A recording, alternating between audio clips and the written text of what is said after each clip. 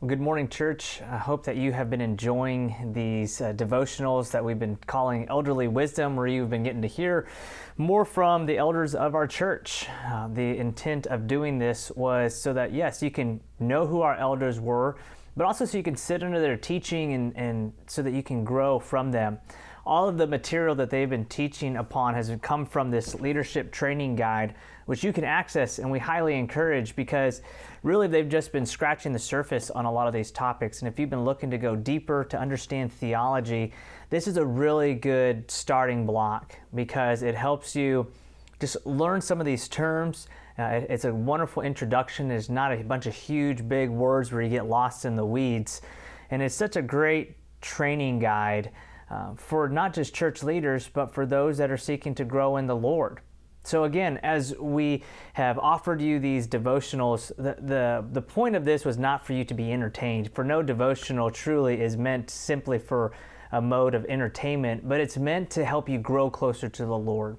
So as we draw to an end of our time, I want to ask you the question that we often ask at the end of our sermons is, so what?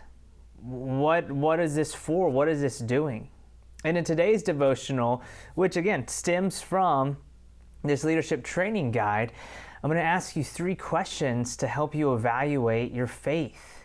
You see, Paul says in Romans 12:3, he says, "Do not think yourself more highly than you ought." See, we can easily believe that our spiritual health is at top notch.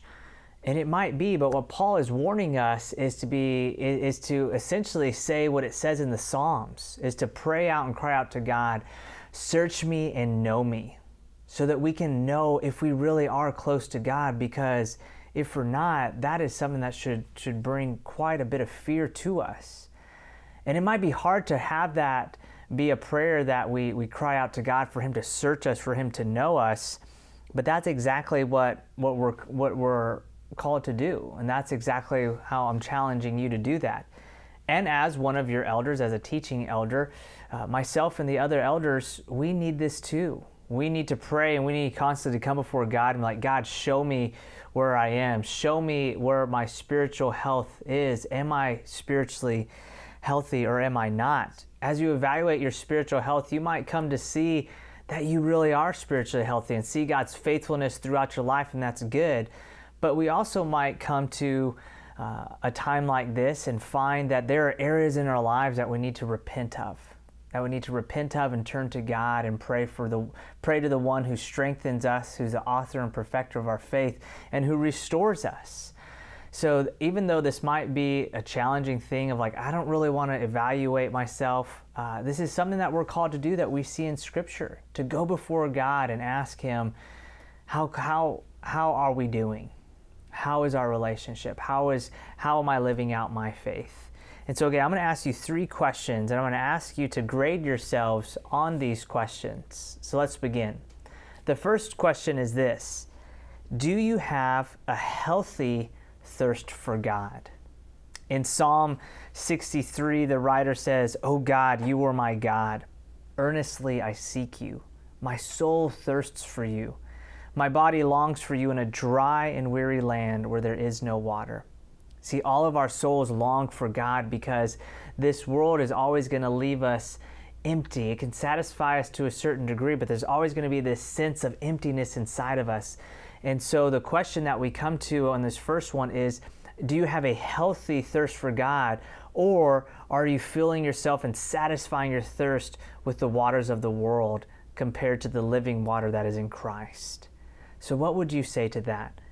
Do you have a healthy thirst for God? How would you grade yourself on a scale of 1 to 4? 1 being that, this is never true.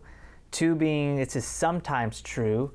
3 being true most of the time. And 4, always true. So how would you grade yourself on that? Do you have a healthy thirst for God? And maybe you might want to pause this video right now, and after each of these questions, and give yourself a grade and evaluate yourself, and to be honest so that you can actually be closer to God. So how would you grade yourself on that first one? What does it mean, and what does it look like to have a healthy thirst for God? This one theologian, A.W. Tozer, says this. He says, "O God, I have tasted thy goodness, and it has both satisfied me and made me thirsty for more." See, a healthy thirst for God makes us want more. Do you want more of God? Are you pursuing God more? Are you drinking in His Word and allowing that to be able to satisfy your soul? See, the more that we do that, the greater our thirst becomes, and we constantly want more. But also, the closer we get to God, the more that we see our sinfulness, but at the same time, we also see His forgiveness. So again, do you have a healthy thirst for God? How do you grow in this? How do you grow and have a healthy thirst for God? Well, I kind of said earlier, like asking, do you meditate on God's Word? Do you allow that to be able to soak into your soul? So one way that you can grow in developing a healthier thirst for God is to set time aside to meditate on God's Word, to read through Scripture and pray Scripture, or to read through a book on theology. And if you need help with setting up any of these things or recommendations on books, please let us know. I'd be happy to give you, recommend a book for you to read. So number 2, are you more loving? In 1 Corinthians, Paul writes to the church and tells them how Christ's love is to be acted and lived out within the church and in the life of a Christian. He says this in chapter 13. He says, "Love is patient, love is kind. It does not envy, it does not boast, it is not proud, it is not rude, it is not self-seeking, it is not easily angered, it keeps no records of wrong. Love does not delight in evil, but rejoices in the truth. It always protects, always trusts, always hopes, always perseveres." You see, if the love of God is growing in the Christian, the love for other Christians also ought to be strengthening within the heart of a believer. So do you find yourselves expressing God's love to other Christians? And not just meaning other Christians that you like, but to other Christians, even the ones that you might have a hard time with. Do you find yourselves loving them and reaching out to them? But not just to Christians, do you find that your love for the lost is growing? What would you say? Are you more loving towards Christians and towards the lost? How would you grade yourselves? Again, 1 being this is never true, 2 being this is sometimes true, 3 being this is true most of the time, and 4 that this is always true. So pause the video or take a moment and reflect upon that. Are you more loving? How are ways that you can grow in this if you find, I'm not at a 4, how can I move closer towards that? One way that you can do is start practicing praying Ephesians 3:18 and 19, which talks about us understanding the love of God. And it says that pray that you could grasp how wide and long and high and deep is the love of Christ, and to know this love that surpasses all knowledge. Because the more that we understand God's love for us, the more God's love for us grows, it's going to impact how we're going to love others. So you can't love others until you know how loved you are by God the Father, God the Son, and God the Holy Spirit. So that's one way that you can practice growing in this. Another way might be identifying a relationship that you see needs to grow, and to start praying for that relationships and for you to act in more loving ways towards that person.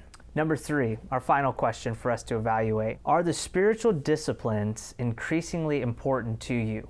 Now you might be asking, well, what are spiritual disciplines? Well, they're things that are given to us by God to help us grow spiritually.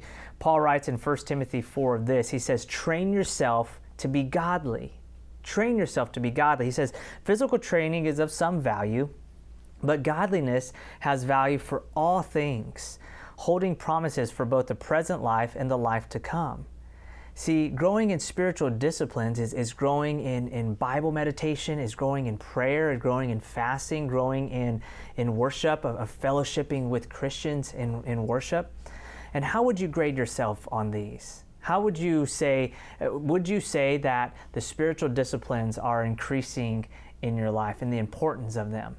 Again, 1 being this is never true, 2 being this is sometimes true, 3 being this is true most of the time, and 4, this is always true. how would you evaluate and grade yourself on this last question? Now, how are ways that we can grow in this? Ask someone to hold you accountable, either to your attendance out on Sunday morning, to call when you're not there. I used to have a guy who was discipling me who would hold me accountable to be in church. Something else you can do is to set a reminder on your phone that goes off for you to spend some time in prayer or reading God's Word. Saturday night, laying out your clothes for church on Sunday morning, because we make preparations for church the night before. See, again, examining our spiritual health is an ongoing thing. And sometimes it might be uncomfortable, but the one that we're going to examine our hearts is the one who restores us and wants to help us. So I hope that as you do this, that you will see the areas that God is moving and working in your lives, but also see the areas where you might need to ask for His grace and for His mercy and the strength from the Holy Spirit to help you grow. I hope that you are enjoying these devotionals by our elders. We only have a couple more, and then we'll be moving on to something else. Let us close in prayer. Heavenly Father, I thank you so much for your grace and your word, which calls us to examine our hearts. And Father, as we do so, may we be able to see how you are moving and living and active, to see that we cannot hold the standards that you have called us to, but to see and be reminded that you, Christ, are the one who has met those standards and gives us the strength to be able to obey. So I pray for this congregation that we might not just be hearers of the word, but also doers. We thank you for the elders of our church, and we thank you for their love and their dedication and their vulnerability to lead in these devotionals that we have had. We pray that through their leadership, Lord, that you would encourage others to rise up to that leadership call that you call all of us to. And we thank you that we do that in the powerful and mighty way of the Holy Spirit. We pray all these things in the name of Christ. Amen.